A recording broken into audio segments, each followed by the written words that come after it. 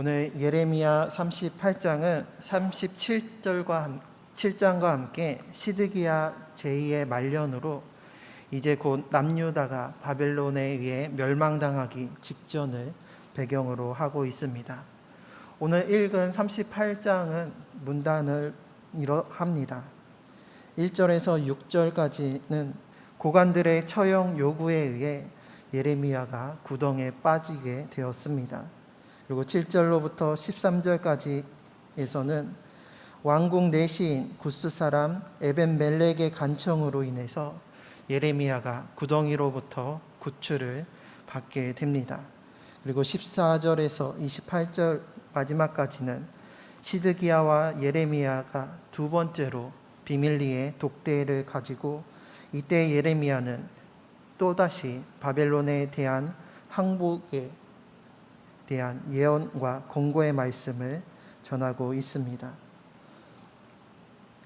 바벨론의 군대가 예루살렘을 공격하고 둘러싸고 있는 이러한 상황 속에서 예레미야가 평안이 아닌 바벨론에게 항복하라고 하면서 오히려 재앙을 전하고 있다. 그로 인해서 군사들과 백성들의 사기가 저하되고 있으니 그를 처형해야 한다라는 것이 고관들의 주장이었습니다. 그리고 이에 예레미야는 구덩이에 빠지는 처형을 받게 되었습니다. 그 구덩이는 줄을 달아서 내려가야 할 만큼 깊은 구덩이였고 물은 없지만 진흙으로 가득 차서 온몸이 진흙에 빠져서 자유롭게 움직이지 못하고 그곳에서 굶으면서 죽음을 기다릴 수밖에 없는 상황이었습니다. 하지만 왕국 내시 구스 사람 에벤멜렉의 간청으로 예레미야는 그 구덩이에서 건져냄을 받게 되었습니다. 그리고 오늘 살펴볼 시드기야와 예레미야의 두 번째 독대에서 시드기야는 몰래 예레미야를 다시 한번 만나면서 하나님의 뜻이 무엇인지 정말로 숨김없이 말해달라고 이야기를 합니다. 하지만 예레미야가 전한 하나님의 말씀은 여전히 바벨론에 대해서 항복하라라는 말씀이었습니다. 오늘은 이 가운데 시드기야 왕에 대해서 함께 살펴보고자 합니다. 먼저 그의 즉위 과정을 살펴보면 열왕기하 24장 17절은 이와 같이 말하고 있습니다. 바벨론 왕이 또 여호야긴의 숙부 마따디아를 대신하여 왕으로 삼고 그의 이름을 고쳐 시드기야라 하였더라. 이처럼 시드기야는 바벨론의 왕 느부갓네살에 의해 세워진 남유다의 마지막 왕이었습니다. 조카였던 여호야긴 왕이 즉위한 지 3개월 만에 바벨론의 포로로 끌려갔습니다. 그리고 여호야긴을 폐위시킨 느부갓네살은 여호야긴을 대신하여 그의 삼촌인 시드기야를 바벨론의 꼭두각시 왕으로 세웠던 것이었습니다. 이때 느부갓네살은 마따니아라는 그 원래의 이름을 고쳐서 바벨론식 이름인 시드기야로 이름을 바꾸고 시드기야를 왕으로 세웠던 것이었습니다. 이처럼 바벨론에 의해서 그리고 바벨론의 꼭두각시 왕으로 즉위한 시드기야는 유다의 관리들과 귀족들 그리고 백성들에게 인정받지 못한 왕이었습니다. 요시야의 아들로서 혈통적으로는 문제가 없지만 여호야긴이 즉위한 지 3개월 만에 갑자기 왕의 자리에 올랐으니 미리 왕으로서의 준비나 검증을 충분히 받지 못했고 무엇보다도 남유다에 있어서 원수와 같은 바벨론에 의해 왕위에 올랐으니 백성과 또 많은 관리들에게 남유다의 왕으로서 인정을 받지 못하고 힘도 권한도 없는 이름뿐인 허수아비와 같은 왕이었습니다. 이것이 시드기야에게 있어서는 아주 큰 컴플렉스였을 것입니다. 그래서 시드기야는 왕임에도 자신의 소신과 그리고 하나님의 대리인으로서 하나님을 향한 그 믿음을 따르기보다는 고관들의 눈치와 또 백성들의 평가를 살피기에 급급했습니다.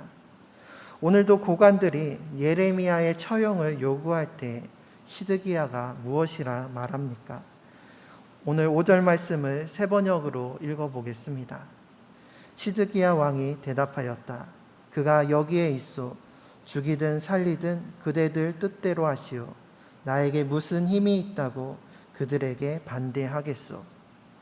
고관들의 눈치를 보며 그들의 주장에 대해서 한마디 반박과 반대를 하지 못하고 예레미야를 구덩이에 빠지도록 허락했던 것이었습니다.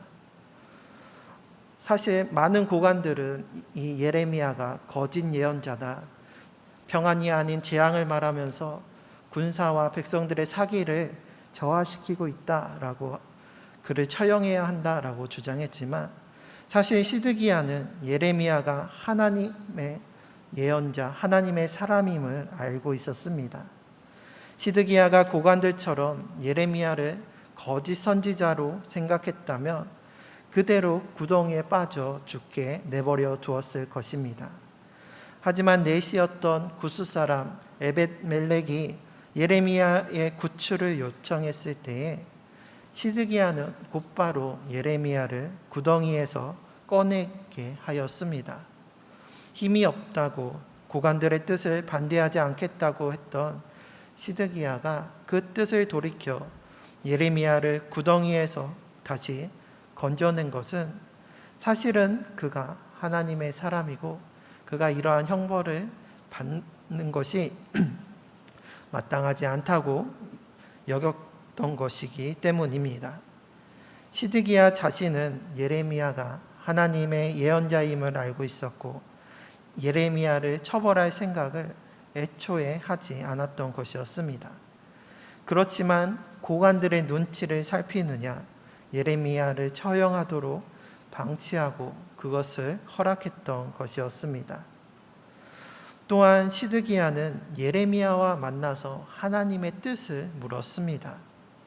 왕이 민족의 배신자 또 거짓 예언자로 여겨지는 예레미야와 비밀리에 만나 회담한 그 사실이 들킨다면 예레미야뿐만 아니라 안 그래도 불안한 자신의 왕위에도 화를 입을 수 있었기 때문에 은밀하게 예레미야를 만나서 하나님의 뜻을 물었습니다. 그것도 한 번이 아닌 두 번이나 비밀리에 만남을 가졌습니다. 예레미야가 거짓 예언자라고 여겼다면 왕이 이러한 위험을 무릅쓰고 몰래 찾아와서 하나님의 뜻을 물었을까요? 시드기야는 예레미야가 하나님의 참 예언자임을, 참 선지자임을 알았기 때문에 하나님의 이름으로 맹세하여 예레미야의 안전을 보장하고 숨김없이 하나님의 뜻을 다시 정확히 알려달라고 예레미야에게 물었던 것이었습니다. 그때 예레미야의 말은 1차 때와 마찬가지로 변함이 없었습니다. 그것은 바로 바벨론에 항복하라는 것이었습니다. 그러면 왕의 생명과 집안이 보존되게 될 것이고 예루살렘도 무너지지 않을 것이다. 불타지 않을 것이다. 하지만 끝까지 바벨론에 항복하지 않는다면 예루살렘이 모두 불타고 왕의 생명과 왕의 집안이 바벨론의 손에서 벗어날 수 없게 될 것입니다. 라면서 하나님의 뜻을 숨김없이 있는 그대로 다시 한번 전하였습니다. 하지만 시드기야는 자신이 처한 상황과 또 고관들과 백성들의 평가와 눈치를 보느냐 하나님의 말씀을 듣고도 결국엔 순종하지 않았습니다. 하나님의 심판보다, 하나님의 말씀보다 백성들의 조롱을 더 두려워하였습니다. 오늘 본문 19절 말씀을 보면 시드기야 왕이 예레미야에게 이르되 나는 갈대아인에게 항복한 유다인을 두려워하노라. 염려하건대 갈대아인이 나를 그들의 손에 넘기면 그들이 나를 조롱할까 하노라 라고 말하였습니다. 바벨론에 항복하는 것이 하나님의 뜻임을 재차 확인하였지만 바벨론에 항복하면 자신이 포로로 끌려갈 때에 이미 포로로 끌려간 유다 백성들이 포로된 자신을 조롱할까 봐 백성들의 그 시선과 그 평가가 두려워서 바벨론에 항복하라는 하나님의 말씀을 듣고도 순종하지 않았던 것입니다. 시드기야는 예레미야를 통해서 선포된 하나님의 말씀을 이전부터 들어왔습니다. 그리고 비밀리에 2번이나 직접 예레미야를 만나서 하나님의 말씀을 들었습니다. 그럼에도 불구하고 하나님의 말씀보다 자신의 안위가 우선이 되었고 나라와 민족보다 자신의 자존심이 우선이 되었습니다. 그래서 예레미야가 참 예언자임을 알고도 하나님의 말씀이 참 진리임을 알고도 순종하지 않았던 것이었습니다. 시드기야에게 있어서는 이것이 다시 하나님께로 돌이키는 하나님의 말씀을 듣고 순종할 수 있는 마지막 기회였지만 시드기야는 결국 하나님의 눈보다 백성들의 눈을 의식하고 하나님의 말씀보다 고관들의 말을 따랐습니다. 그 불순종의 결과로 인하여 예레미야의 예언대로 예루살렘은 불타게 되었고 백성들은 바벨론의 포로로 끌려가며 자신은 아들들의 죽음을 눈앞에 보고 그 후에는 자신의 2눈이 뽑힌 채 감옥에 갇혀 생을 마감하게 되었습니다. 이러한 시드기야의 모습을 보면서 과연 우리는 어떠한지 이 시간 되돌아보기 원합니다. 그저 내 귀에 듣기 좋은 말씀만 듣고 또 내가 포기해야 하고 힘들고 어려운 말씀들은 그저 한 귀로 듣고 한 귀로 흘리고 있지는 않는지요. 또 하나님의 말씀보다 세상의 많은 사람들의 하는 말들을 따르고 있지는 않는지요. 예전에 유명한 강구 문구 가운데 이러한 문구가 있었습니다. 모두가 예라고 할 때 아니라고 할 수 있는 친구, 그 친구가 좋다. 예스도 노도 소신 있게 라는 강구 문구였습니다. 이 문구처럼 모두가 예루살렘은 멸망하지 않을 것이다 라고 말할 때 예레미야는 아니다 라고 말하면서 하나님의 뜻은, 하나님의 말씀은 바벨론에 항복하는 것이다 라는 것을 소신 있게 믿음으로 끝까지 전하였습니다. 동족들로부터 살해의 위협을 받고 옥에 갇히고 구덩이에 빠져도 그것이 하나님의 뜻이었기 때문에 자신이 처한 상황이 어떠하든지 환경이 어떠하든지 변함없이 흔들림 없이 하나님 한 분만을 믿는 그 믿음을 의지하며 하나님의 말씀을 전하였습니다. 하지만 시드기야는 하나님의 말씀을 듣고도 다수의 의견, 사람의 의견을 따랐습니다. 바벨론에 항복하는 것이 하나님의 뜻인 줄은 알았지만 다수의 의견에 따라 바벨론에 끝까지 대항함으로 결국 그의 잘못된 선택으로 예루살렘은 불타 무너졌고 백성들은 포로로 끌려가며 자신조차도 자식의 죽음을 두 눈으로 보고 그 눈이 뽑히는 그러한 수치와 조롱, 두려운 일을 결국에는 당하고 말았습니다. 사회에서는 다수결이 합리적이고 효과적일 수 있습니다. 하지만 우리의 신앙에 있어서는 다수결이 결코 중요하지 않습니다. 오직 하나님만이 유일하시고 영원하시며 변치 않으시기 때문입니다. 그러한 하나님의 말씀만이 우리에게 진리가 되시고 또 우리의 믿음에 있어서 다수이든 소수이든이 중요한 것이 아니라 오직 하나님 한 분만을 믿고 의지하며 하나님만을 경외하는 것, 그리고 하나님의 말씀을 듣고 하나님의 말씀을 그대로 행하는 것이 우리에게 가장 중요한 일인 것입니다.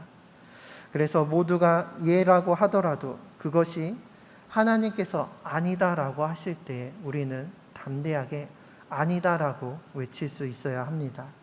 또 모두가 아니다라고 하더라도 하나님께서 그것이 맞다라고 하면 우리는 예라고 하면서 주님의 말씀에 순종하며 그 말씀을 행함으로 하나님께로 나아가야 합니다. 하지만 시드기야는 하나님보다 사람을 두려워하고 자신의 안위와 자존심을 지키기 위해 하나님의 말씀을 듣고도 순종하지 않았던 것이었습니다. 이에 대해서 예수님께서는 마태복음 17장 24절에서 27절에 이와 같이 말씀하십니다. 그러므로 누구든지 나의 이 말을 듣고 행하는 자는 그 집이 반석 위에 지은 지혜로운 사람 같으리니 비가 내리고 창수가 나고 바람이 불며 그 집에 부딪히되 무너지지 아니하나니 이는 주추를 반석 위에 놓은 까닭이요. 하지만 이와 반대로 나의 이 말을 듣고 행하지 아니하는 자는 그 집을 모래 위에 지은 어리석은 사람 같으리니 비가 내리고 창수가 나고 바람이 불어 그 집에 부딪힘에 무너져 그 무너짐이 심하니라. 과연 우리의 믿음, 우리의 신앙과 우리의 삶은 반석 위에 집을 짓고 있습니까? 아니면 모래 위에 집을 짓고 있습니까? 당장에는 이 둘 다 튼튼해 보일지라도 비가 내리고 창수가 나고 바람이 불면 반석 위에 세운 집은 무너지지 않지만 모래 위에 세운 집은 결코 무너질 수밖에 없습니다. 오늘 시드기야가 하나님의 말씀을, 예레미야를 통한 하나님의 그 말씀을 들었지만 그 말씀대로 행하지 아니하였을 때 이것은 마치 모래 위에 집을 세운 것과 같았고, 그로 인하여 남유다는 결국에 멸망하였고 하나님의 뜻대로, 말씀대로 바벨론의 포로로 끌려가게 된 것을 우리는 기억해야 합니다. 우리는 오늘 시드기야의 모습을 보면서 하나님의 말씀을 듣는 것에 그치는 것이 아니라 행함으로써 반석 위에 집을 짓는 우리 모두가 되시길 바랍니다. 그래서 주님의 크고 두려운 날에 심판의 그 비바람이 몰아칠 때에 우리가 하나님의 말씀을 듣고 행함으로써 무너지지 않는 하나님의 굳건한 반석 위에 우리의 집을 세워가며 영원한 하나님 나라에 거하는 우리 모두가 되시기를 주님의 이름으로 부탁드립니다.